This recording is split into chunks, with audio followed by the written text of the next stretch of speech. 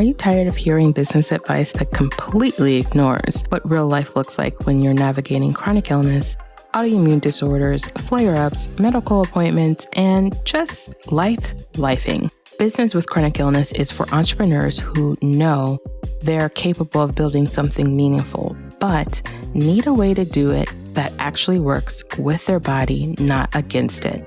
This podcast brings you honest conversations with founders, CEOs, and other bosses sharing their strategies, adaptations, and lessons they've learned while building businesses alongside chronic illness, including what worked, what didn't, and what they wish they had done differently before burnout forced the lesson. I'm your host, Nikita Williams, a globally ranked podcast host and entrepreneur who's built my business while navigating chronic illness and helping others do the same without sacrificing themselves. I created this show to open up the conversations most business spaces avoid. The promise of business with chronic illness is simple: to show you that you can build a thriving business with chronic illness and autoimmune disorders without sacrificing your health, your peace, or your profit. You're not behind, you're building differently, and you're in the right place.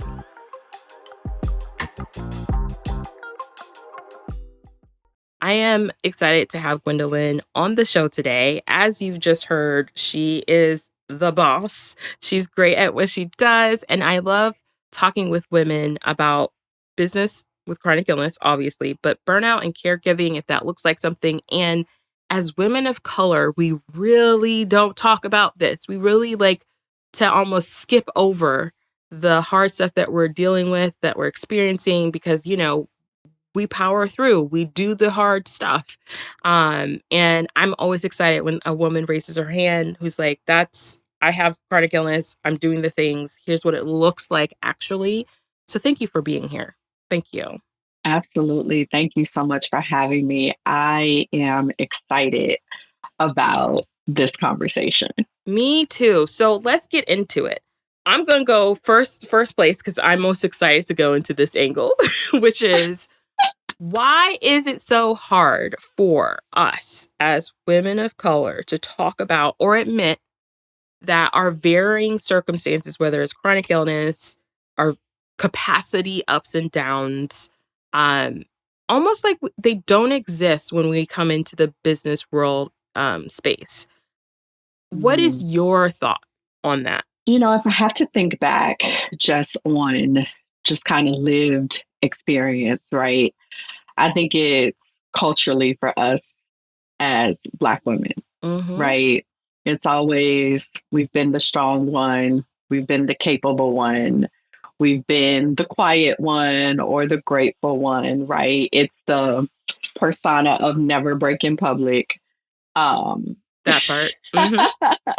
And so when you shift to having open conversations around chronic illness or capacity limits or something being wrong financially or whatever it is that we need support around, right?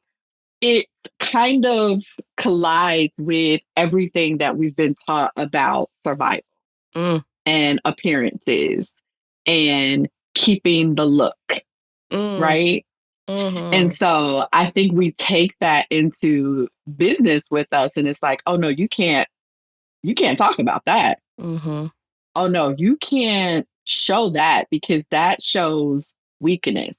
That shows fragility, right? That shows too much vulnerability, and people are going to take advantage of that, or they're going to look at you a certain way. You're not going to be able to be in certain rooms, right? And I think that plays a lot into when we come into business. And you're so right about this. I definitely think culturally, I always like to say we now in 2026 have a privilege in the context of being like, no, I'm not gonna, like, I get to choose how I get to talk about my story and my trauma and all those different kind of things. But I think about my mom, my grandmother, my great grandma, they did not have that type of privilege, right? Like they didn't have that. I like to say that option really to be like, I have to process my trauma and my, like, how this is affecting me. Like they didn't have that capacity or even the tools to really do that, because we've always been in like that, just push, grind, go, the superwoman, the Kate, like we are them. Yes. However, now I find that we do talk about it, but it's, to your point, it feels like often we we don't want to admit to ourselves in our own businesses how that actually affects. I think the narrative out in the world has put on to a lot of us, like, y'all are strong, y'all can do anything. I know it's with Yes. chronic illness. Even there's research that says, people of color specifically are stronger and deal with pain different and Yes. and all of those things, right? But we still deal with pain. We still Every bleed, day. every day. And I think I think for me, I find myself, I'll say it for myself, I find myself at times allowing that narrative or that kind of just, I'm trying to think of the word, but allowing that like understanding to be like, oh, this is why I have to push through. My business can't even show me that kind of flexibility. Nobody else needs to even know that I need this type of flexibility in my business, but Right. I can't operate even like that. And so I find that that's the conversation I want people to have more of. It's like, I get not talking about it in public. I get it. It's not easy. Yeah. It's not easy. But you have to kind of like be aware how you not like living in the reality of your circumstances Yes. affects your business and how you do your business. So how has that looked for you? Like, did you start your business off being like, no matter what's happening on in my business and in my personal life, it doesn't matter. I'm just going to run it like all the people say I have to do it by this box. We like to check boxes like 3 We times do. over. We do. How has that looked like for you? So you said so many great things, Nikita. So there's one thing I want to add to our previous conversation too, Mm, right? I think a lot of times we also don't talk about it. And this is from my personal experience, is mhm, because we as Black women are always conscious of how other people who play a part in our story are going to look and be affected, right? And ooh, so it's like, I'm going to hold this because I don't want so and so to be shed in a light. But girl, that's a whole nother conversation that for is another literally a day. whole nother conversation, Gwendolyn. That's a whole nother conversation. I'm like, what? Yes. So, Mm, and to your point in terms of business, originally when I started, I was like, yeah, I gotta do it the way that people say you're supposed to do it. But what I quickly learned was what that was doing to me mentally and mm, physically, mm, right? mhm, Me not living in that truth of like, this is my reality was causing me more harm, mhm, right? And I wasn't able to grow my business in an authentic way and really move the needle because I wasn't living in that reality. And so for me, I decided the people that are attracted to me that I really want to work with, those ideal clients for me, they're going to be understanding of mm, my reality. yes. They're going to align with that. And if they don't, that is perfectly okay as well. And so for me, it became sharing that truth. Not all of the gory details of it, right? But just saying, hey, I am a woman, a business owner that lives with a chronic illness. Here is what can happen sometimes. And so I want us to be proactive to prepare for those periods of time, right? Mhm, And then I start building my business in a way that would help me to do that. For so long, we were taught you have to build your business around your clients, you have to build your business around the marketplace, you got to build your yeah. like, and I was like, no, I'm going to build my business around me. Like, Yes, me too. what Mhm, do I need? mhm, And so I started putting systems in place because I know, especially in those first early years of diagnoses, I'm like, I could be out for 3 days easy.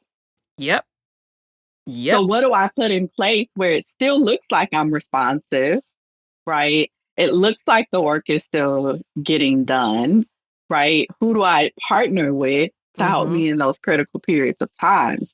But I made the decision that, like, no, I'm going to build a business around me and what I need versus the other way around.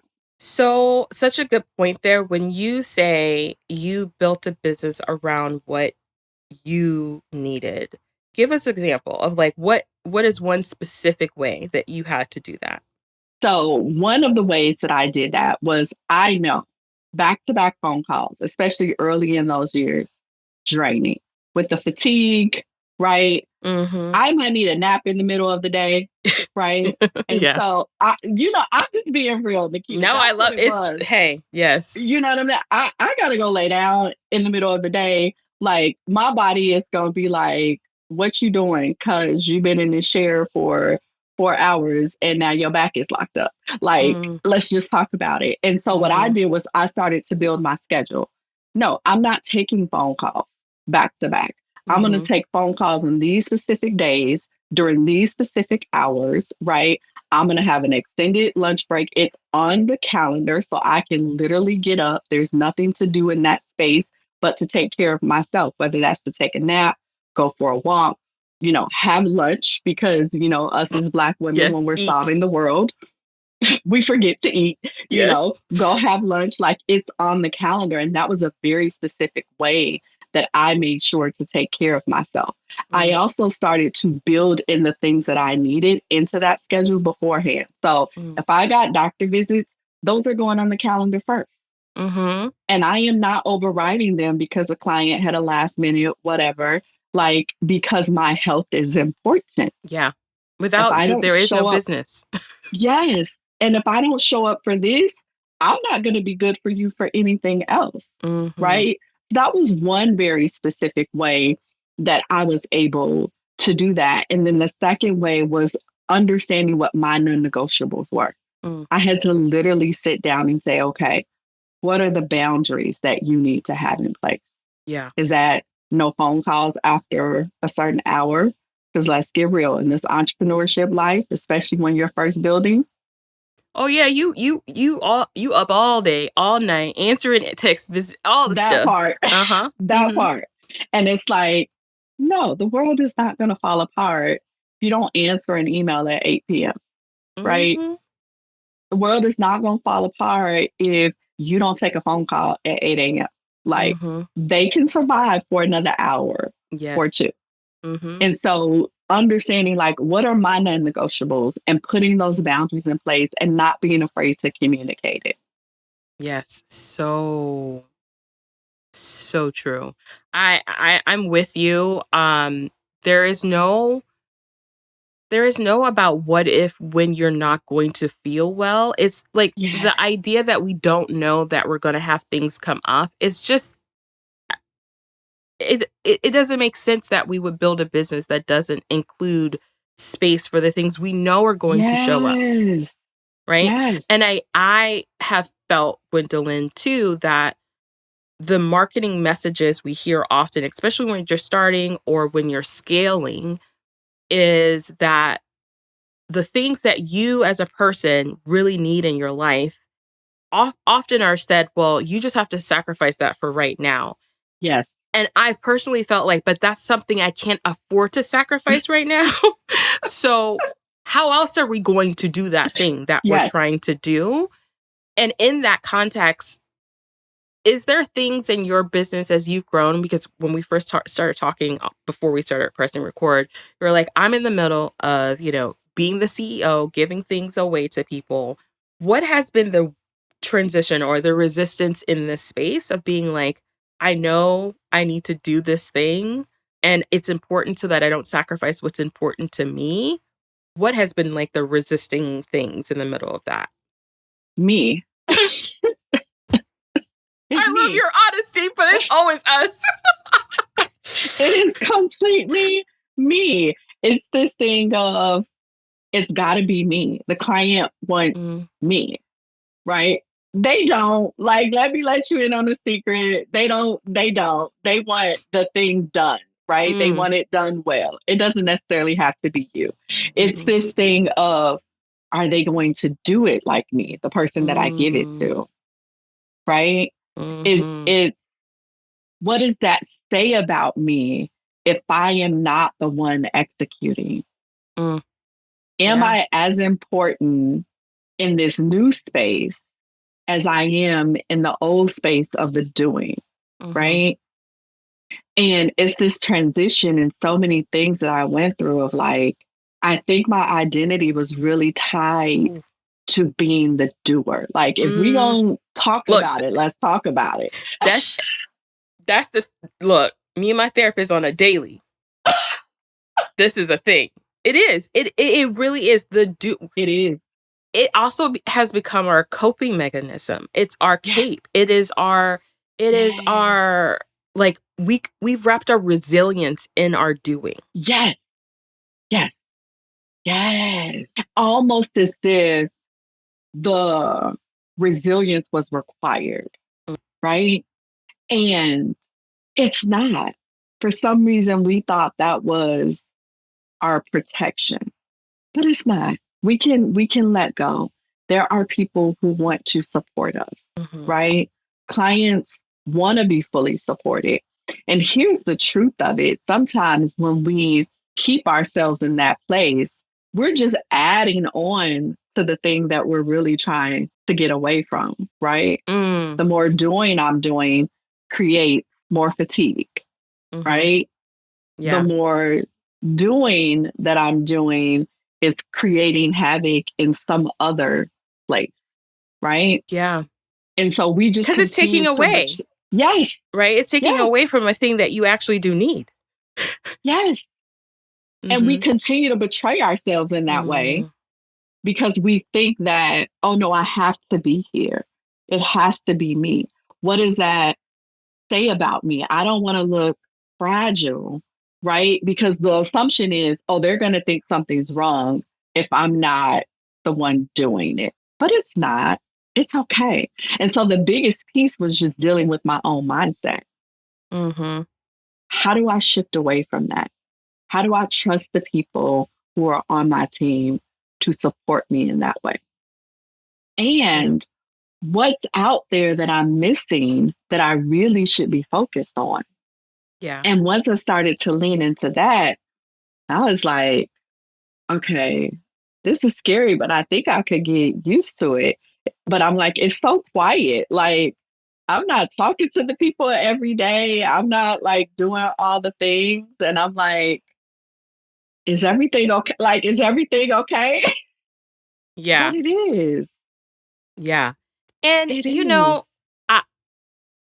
I love that you are giving yourself the space to not know. Like, I think we go into these transitions being like, I should know how to be the CEO of my business because Yes. I just, became a CEO of my business. Like, no, for like however long you have been, you were like a solopreneur trying to figure it out, all of these kind of things. And now this is a different skill set. And I think a part of that process is to me, resilience is going to happen regardless, but it doesn't have to like, you don't have to make it happen by sacrificing things, by creating distrust within you. Like, you know what I'm saying? Yes. And I think to your point that we have to allow time and space to figure some of these things out. And I think that's hard, right? That's really hard for a lot of us to do. I think with chronic illness, how has that looked like? Did you learn this lesson of allowing time to take the time it needs outside of your business when it came to living with chronic illness? Yeah, I think so. I have to say that, my chronic illness was really a driver of like some things you just can't control. I was I like to say born perfectionist. I'm gonna blame it on my parents. Um, Oh, okay. this perfectionist, A-type, everything has to be perfect. I need to always be in control, right? And chronic illness taught me you are not in control. That part. You are not in control, girl. And so I learned to adapt and pivot and be flexible and learn that things were still okay, right? I think there was this fear around, will my clients still trust me with high level decisions, right? Will they still trust um me? Are they going to question my capacity or my ability or my expertise because I have this chronic illness and I have to deal with these things sometimes, right? But it really taught me like some things just take time to evolve. Mm-hmm. And I realized I've never been a CEO before. I started a business, right? Mm-hmm. But when I started that business, it was from survival. It was from a need Mm-hmm. of like, I just left a 15-year corporate career and I want to still contribute to my family, Mm-hmm. right? I still want to do meaningful work, but I need to do it in a way that allows me to take care of myself at the same time. I don't know what that looks like. I'd never had a chronic illness before then. I had never run a business before then. I was never a CEO before then. And I think sometimes we come down so hard on ourselves, we don't extend ourselves the same grace that we give to others. And so for me, a huge part of that was my mother, my husband.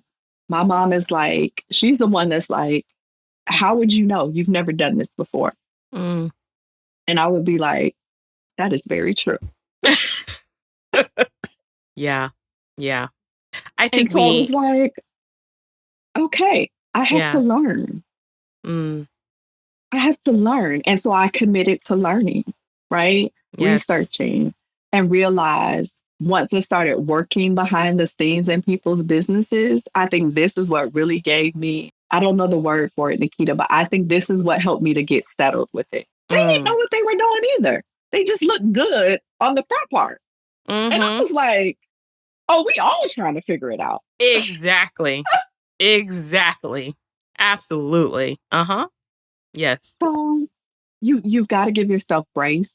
You've got to let time, but I think you need to commit to learning, right? Mm.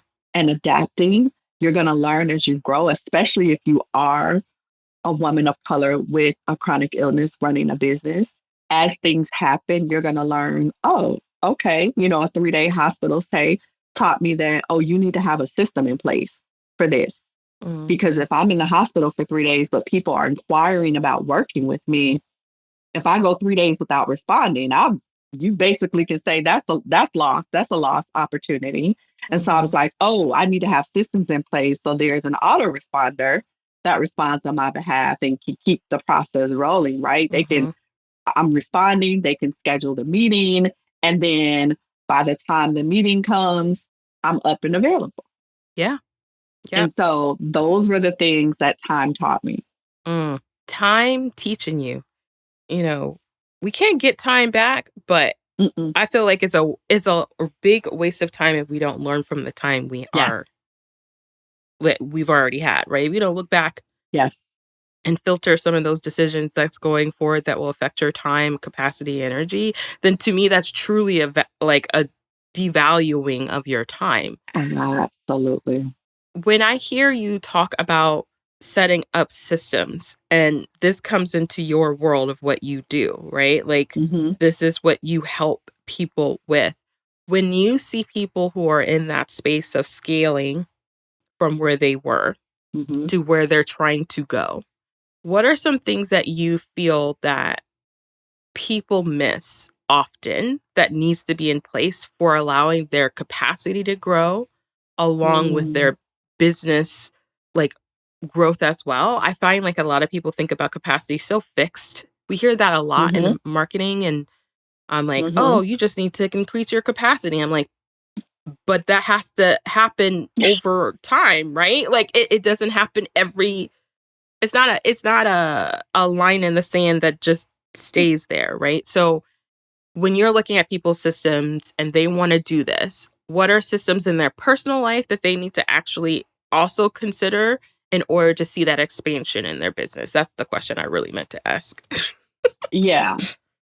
I love this question and I love what you said, right? Because what does increase your capacity really mean? And which type of capacity are we talking about? Okay.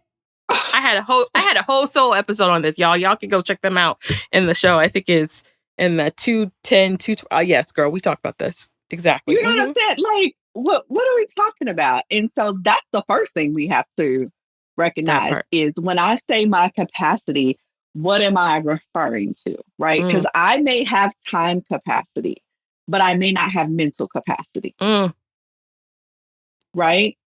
I may have yes. time capacity, but I may not have physical. capacity. Mm-hmm. This is very true for us as Black women who deal with chronic illness. Mm-hmm. So I may have all the time in the world, but my body is like, have a seat. Okay. My mind is like, you so overwhelmed. What you gonna do? You gonna sit there for 60 minutes staring off into space? Like, what we doing? And so, what does that look like? And so, one of the biggest things that I see people miss is understanding, why am I scaling? What am I scaling to? What are the things in my business that I need to be focused on first? Right? How do we operate? Right? You want to put a process in place, but you don't fully understand it. You don't really fully understand what all goes into it.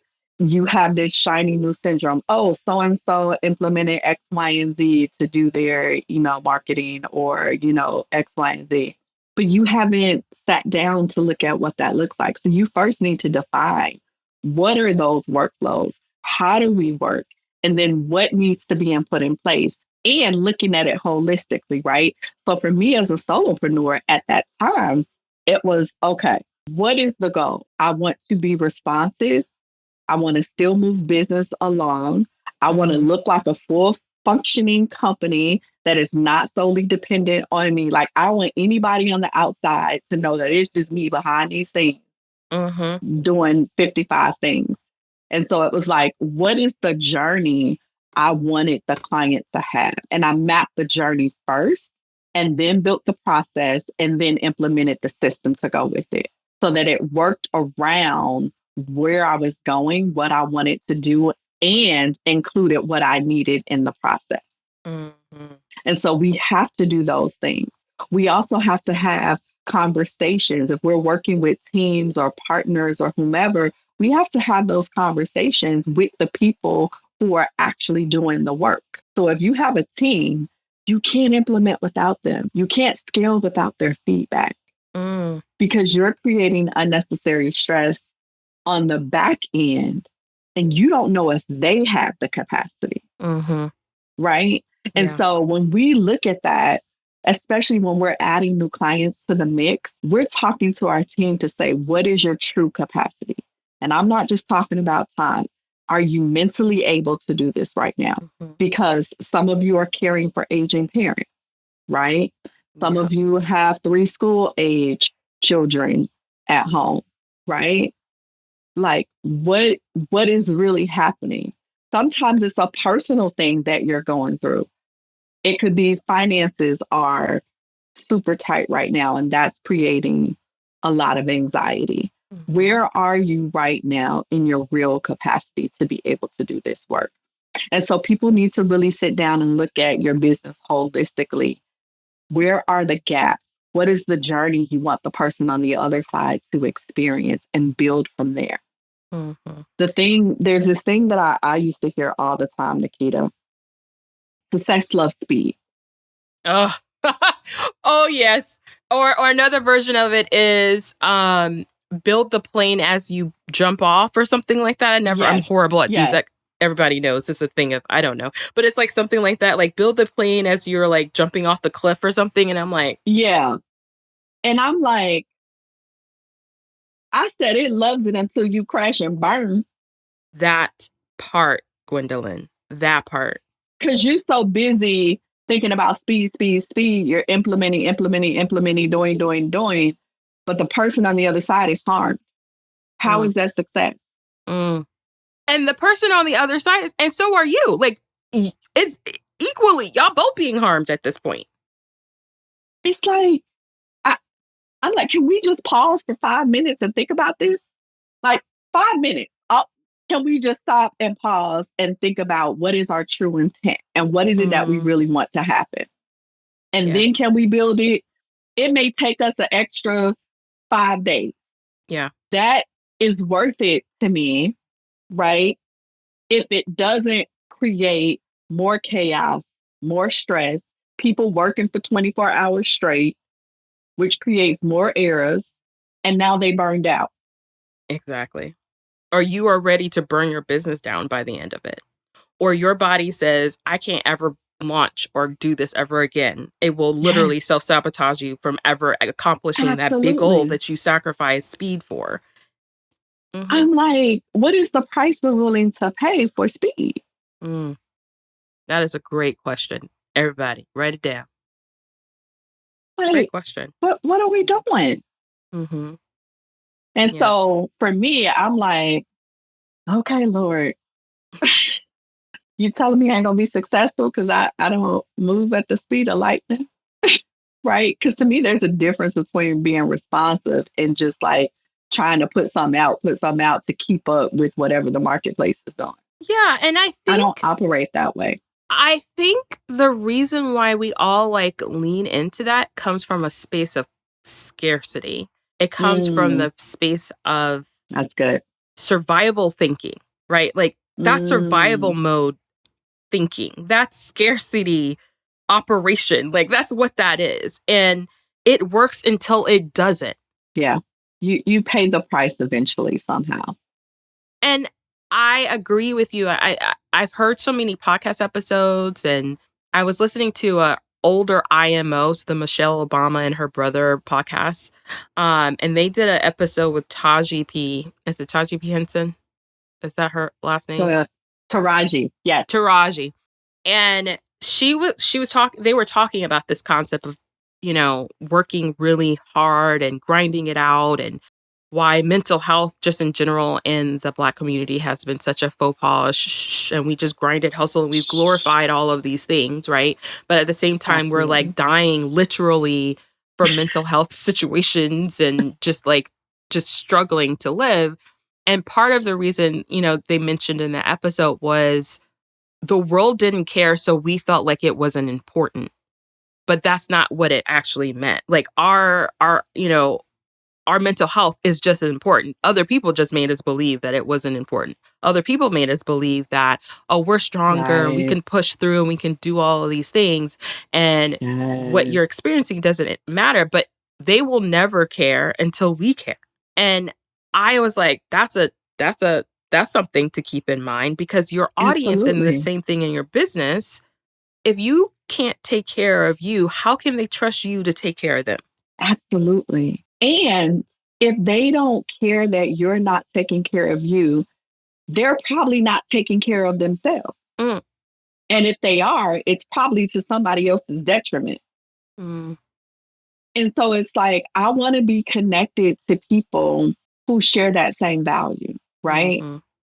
They share that value that rest is important, right?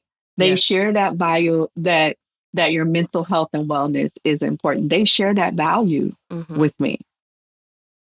Yeah. And I think once we make that decision for ourselves that it's important, then it becomes important to the people that we align with. Exactly. And at the very least, they learn to respect it. Exactly. Yeah, I agree. I wonder, Gwendolyn, for you, have you found that this approach, and to me, this really is an approach, right? In business, a values-driven business, around what we're talking about right now is align capacity decisions, slowing down so you can go fast, taking care of yourself and rest as a priority, not a maybe suggestion, has either hindered or made it more difficult, or made you more creative in how you show up? And how has that positively or negatively affected your business? I think there's been a little bit of both positive and negative, if I'm honest, right? There have been clients where they're like, you just don't move fast enough for me. Okay. It's a blow, but I'm like, do I really want to kill myself for you? Like, are you paying me enough to kill myself? Like, to be like that, right? Like I literally had a client one time, Nikita, who said, well, the executive assistants in the startup world that's working with our clients, they respond in 5 minutes every time they get an email. And I said, that's amazing. That's such an awesome response. I said, that is amazing. I said, and they're being paid $90,000 to $120,000 a year, and they have one person to focus on. So that is perfect. Yes. I said, that is not how I work.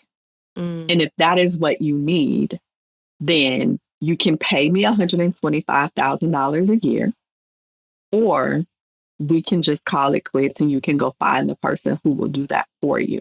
Mm. And he was just like, did she really just say that to me? Mm. And so that was a negative and a positive, right? It Yeah, was scary to say that. I had I'm sure. never, I guess, so-called fired a client before, Mm. but it wasn't worth it. I could feel the stress in my body Mm. every time I got an email, every time I got a phone call. My body would just be like, oh my gosh, right? And then I was working from this place of constant fear and second guessing myself. Am I moving fast enough? Blah, blah, blah, blah. And I was like, I can't. Like, this is just adding on to everything else that I got going on. And Mm. I can't do it. Um, but the stronger I got in recognizing that and putting those boundaries in place, I started to get clients who were aligned, and it's Mm. been amazing, right? And they're like, no, you need to take the time. I just had a client just came back from Cursaw. I was getting ready to leave. I'm like, okay, let's make sure you got all your things together. And she was like, girl, go be on vacation. She's like, Mhm. don't think about me. Like, don't call me. She was like, don't text me. She's like, I'm gonna be okay until you come back. Right. And now I have a whole roster of clients who are like, oh, you finna be gone? Cool. I'll see you when Mm. you get back. Yeah. And so I think it's a matter of knowing what we need, Mm. right? Being courageous enough to hold the line with Ooh, our boundaries and yes. clearly communicating that with our people, right? So you put things in place to help make it easier, Mhm. right? We do quarterly reminders. Remember, Gwen's gonna be gone and so, right? If you need something, get it to her by X, Y, and Z deadline, right? So Yes. you put those things in place. But I release the fear of that, like, people are not going to want to work with me. I Mhm. release the fear of, like, I'm not going to be able to do, like, I just release the fear. And I'm like, either we can work together, because what I'm not saying is that I'm not going to serve you well. What I'm saying is I will serve you better if you allow me the space to rest and do what I need to do to take care of myself. Mhm. And so Yeah. it became easier for me. And so I started to turn those boundaries into official processes and systems, right? It's in our onboarding welcome email. Hey, we want to let you know we observe every federal holiday. Don't look for us, Yes. Mhm. right? Hey, at the end of the year, we take a 2-week winter break so that the team can rest and reset. So don't look for us after December 18th, 19th. We'll see you in the new year, right? We learn to communicate these things early, but I'm not apologizing for it anymore. Ooh.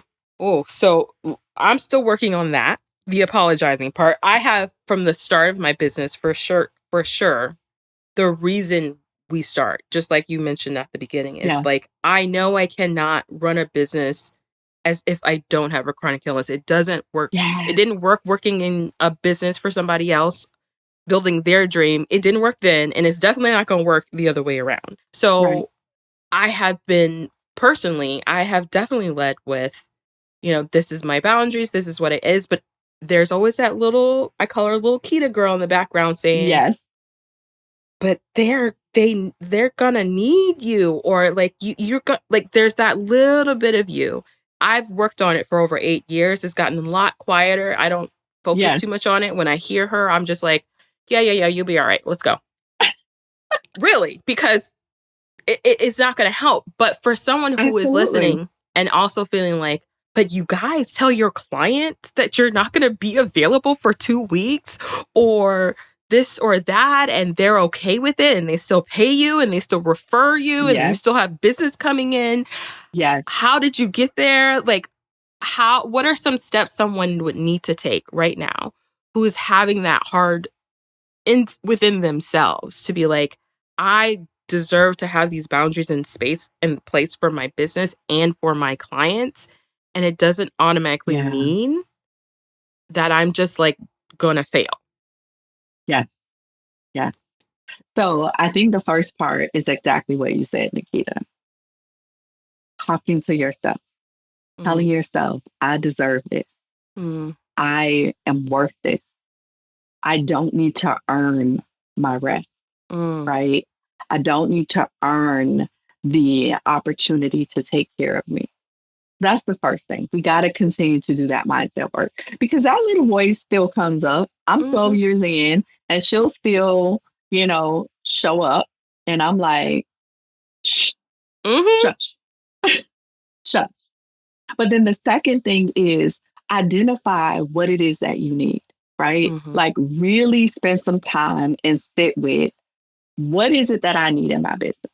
What does that look like for me, right? 2 weeks off at the end of the year is what that looks like for me. Because at the end of my fourth quarter, this chick is exhausted. And she like, baby, if y'all don't let her go somewhere and not talk to the people, y'all is not gonna like her very much. Okay. That's what works for me. And again, we built up to that, right? That's not something that we came out the gate doing. Right. That was earning the trust of the clients, delivering great work over and over and over again, right? That was communicating. So also make sure that you have a clear communication process, right? We communicate very early in the year. So it's January. Our clients are already aware that we're going to be off in December, right? They're already aware of all the dates that are coming up. And we don't just do it one time. We say it over and over and over again, right? So you want to work on your mindset. You want to understand what is really important to you. What is it that you need? Define that and then put processes in place. Have clear conversations with your clients, right? Yeah. We took the time to understand how does us taking 2 weeks off at the end of the year impact our clients and their work, right? And we learned they ain't here either. Yeah. Right? So it was like, I've been worrying about being off for 2 weeks and they not even here because they gone too. So then again, it aligns. So we have to have conversations so that we can understand what it is. Because sometimes we tell ourselves these stories, right? We can't do it. It's not going to work. And that may not be the case. If we have the conversation, we learn what's important to them and then we adapt and build around it, right? Yes. Maybe you don't start with 2 weeks. Maybe you start with 4 days, a long weekend, right? Yeah. Maybe you start with 1 week, but what's important to your clients, right? Are your processes and systems in place that will allow you to be off for that period of time, right? What is the set the standard, right? Our team knows that before that last day, whether it's December 18th or 19th, your task list should be clear. You should have communicated with your clients before then. All of your projects are cemented, right? All of that has to be done. So we built these processes in place. So you've got to deal with your mindset. You have to know what it is that you need for you, not looking at anybody else's business, right? What do you need in your business? What do you need for you? And then clear communication with the people that you are serving. You will be surprised at how gracious people are. When they know. Yes. When you set the expectation, you set the what if, you set the like, if this happens, this will happen. If this doesn't happen, this will happen. Like you set it up, right? Absolutely.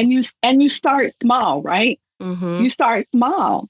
You start with, let me test the waters with 2 days and see how that goes, right? Yeah. You make sure that your client still has everything they need. There's an autoresponder on their email to say, hey, I'm out until X, Y, and Z, so that even the people that are responding with me on the client's behalf, they're clear and they understand, right? So you start small. Yeah. Take the risk and trust yourself. Trust that the people that you support, that you work with, that you partner with are just as much invested in your well-being as you are in theirs. And that you will be genuinely surprised. Yeah. And that goes back to what you said earlier, is like when those boundaries come in place, those values, the way you market, the way you show up, yes, there's going to be more no's to clients. Some Yes. people might consider that a negative. I feel like that's just alignment. That's just alignment in practice. Like, it's just happening.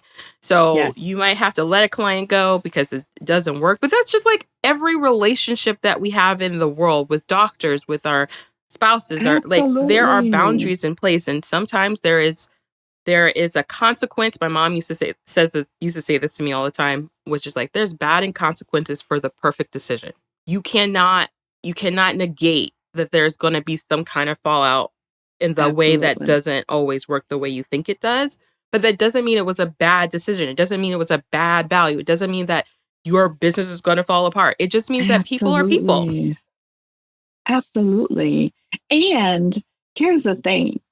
Think about the way other businesses operate, right? Mm-hmm. This was a big thing for me. I started looking at other businesses.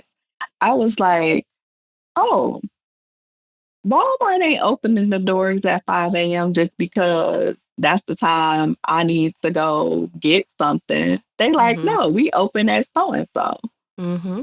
right? The gym is like, you got to pay us every month, whether you come one day or 31 days.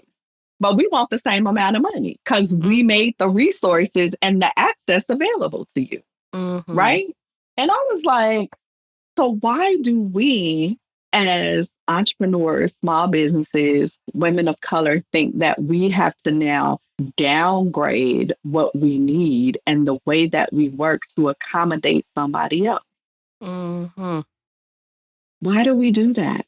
We can do good business and still have boundaries. Mm-hmm. Yes. We can still do good business and need to rest. Mm.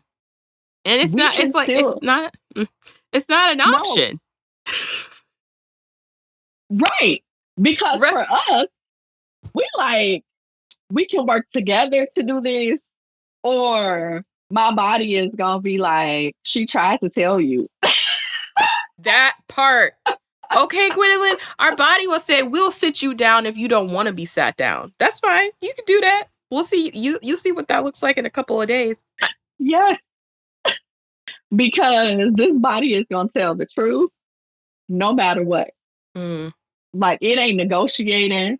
There's no, okay, like, can this be the hard day tomorrow instead of today? Like, it's not negotiating, right? Right. It's like, no, I showed up today and that's what it is.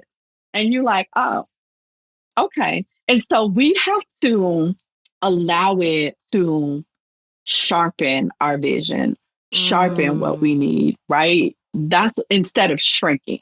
Mm. We, I will say this for me. I won't say we, but I will say for me in the beginning, it was like, I thought dealing with this chronic illness, I had to shrink myself. Mm.